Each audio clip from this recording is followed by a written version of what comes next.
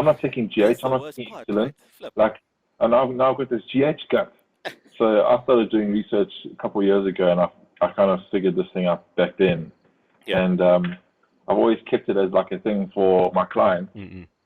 But now the problem is just so huge and it's so common. Yeah. It's like we've got to sort this stuff We've got out, to, man. yeah, yeah. So hence we're trying to I'm so educate you tired of guys. seeing these big GH bellies on stage. Well, it's not only that. You don't even look at the guys. A lot of women suffer from this. Yeah, Hormonally they're actually up and down. Throughout the month. And I'm sure with you, I mean, with Hudson's Angels, you have a lot of girls. So yeah, this is a problem actually that's becoming very evident in women as well. yeah.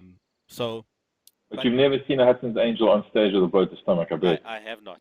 I Yeah. have not, and I've been to a lot of shows, yeah. and I've seen a lot of your girls around the country, I might add. So yeah, so for me, it was a process of elimination.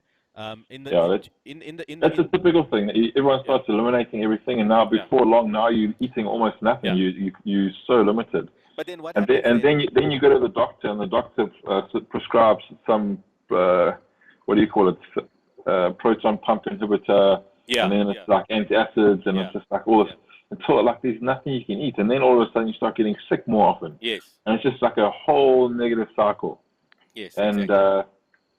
it's all upside down, So man. speaking to that, right? So like I agree with you 110%. In the past, I could immediately tell, or even these days, because of all my experience and stuff with this, I can tell immediately when my gut is out because I start getting the sniffles. It's like my Yeah, stomach is directly linked to my sinuses, right? And yeah, I have a postnasal drip. So what happens is tummy health goes out. I'll start retaining water, right? My skin will actually like start getting, crappy, or it'll start yeah, getting. I'll get a few pimples or whatever the case is, and the next thing you know, I'll wake up with throat infection, and then I have to fight to keep it out of my chest because then you get bronchitis, and then it's like 2 weeks out of gym. And I was going through the cycle actually, like every 6 to 8 weeks, literally. I kid you not. I was off from work like 6 to 8 weeks. This is not even like being on prep. This was like just living a normal life, trying to sort of just trying to live healthier or whatever the case is. But essentially, what happened is because I cut out all the foods, I got down to that point where it was like monoculture diet. I was so afraid to eat outside of the realm of what I could eat because of what could happen to me. Or so it was like 3 days of extreme discomfort kind of a thing before I could get my gut back into some kind of normal function. mm, Um, but basically, I then discovered sort of digestive enzymes, and then the yeah, pre and probiotics, right? yeah. And by and large, kefir and kombucha and things like that haven't been around in our country. Like, yeah, we've had sauerkraut for many years. But like you say, the shelf version of those things doesn't have the actual benefit of the I just got homemade a little stuff. bit of fiber. Yeah, That's yeah, basically a little bit of fiber. yeah. So whether you're a person with IBS or not, in my opinion, you should be consuming fermented foods because you either want to maintain your gut health, right, or you want to get yourself back in balance. And for me now, I'm at the point where, to be honest, as long as I have my pre and probiotics, I think Biogen has like a 9 strain pre and probiotic mix, which I actually like will keep with me and have, with each meal. And what I'm going to do now is I'm going to have So, the so kefir. Mubin, just on that, Yeah. I just read an article recently where they talked about a full serving Yeah. of sauerkraut, which is like about three Yeah, I'm going to tables. get to, you're going to talk about the parts per million and all of that stuff, right? Yeah. Yeah, yeah. But okay, well, go ahead, go ahead. So they say that um, 3 tablespoons of a proper sauerkraut Mm.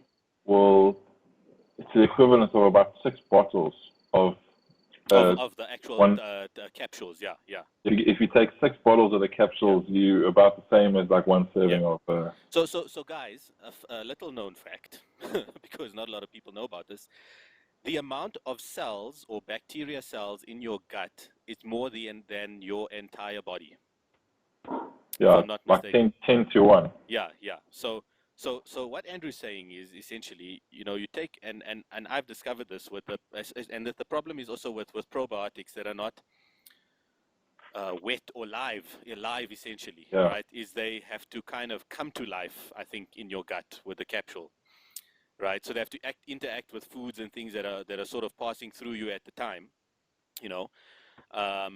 But essentially, you don't take in enough bacteria to actually start maintaining the health, you know. So In my opinion, basically any capsule that you take that's a probiotic, if it doesn't have to be kept in the fridge, I wouldn't waste my money.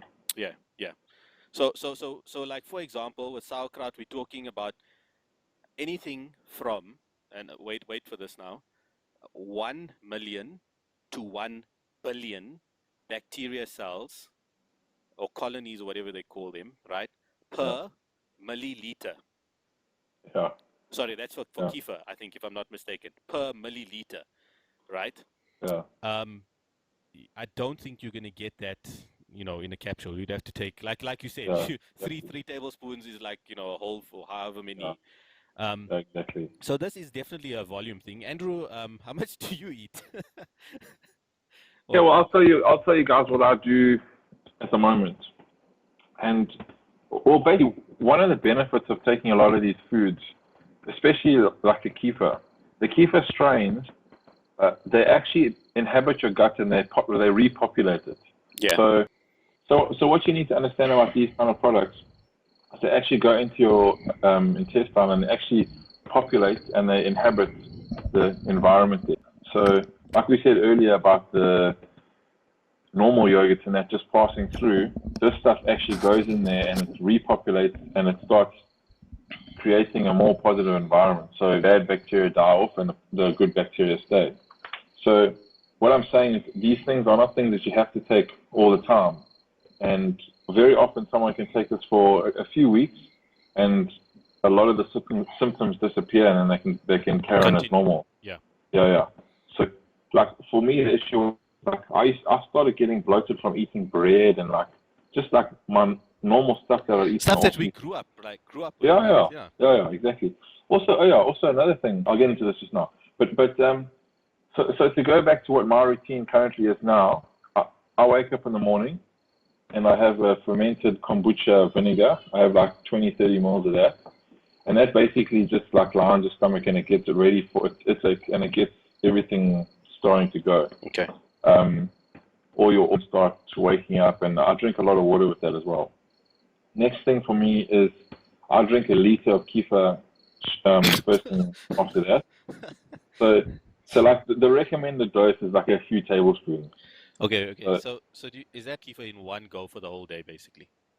no, I still have more later.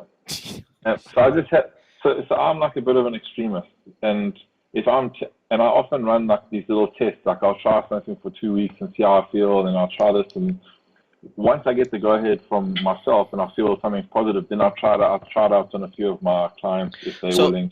did you work up to 1 liter? Yeah, yeah, no, I did. Because Um, it's basically my mindset. I know the positive benefits of it. A lot of people taste this stuff. Like when we talk about kefir yogurt, we're not talking about this like nice, rich, smooth yeah, Greek guys. like Yeah. it's fermented.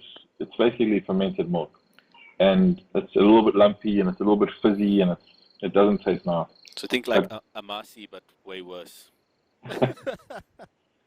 and I've just kind of Someone said to me on Facebook, "Oh, I hope you enjoy something along the lines of like it tastes like blue cheese." yeah. So So I have a kefir cream cheese that actually does taste pretty much like blue cheese. oh, okay. But anyway, so I've built up to this dosage that I'm using now, and for me, like I just want the maximum benefit. I don't care what it tastes like. I don't care anything. So The number one priority for me is to get the benefit. so let me ask you a So question. yeah, You're drinking like over 1 liter of this stuff a day.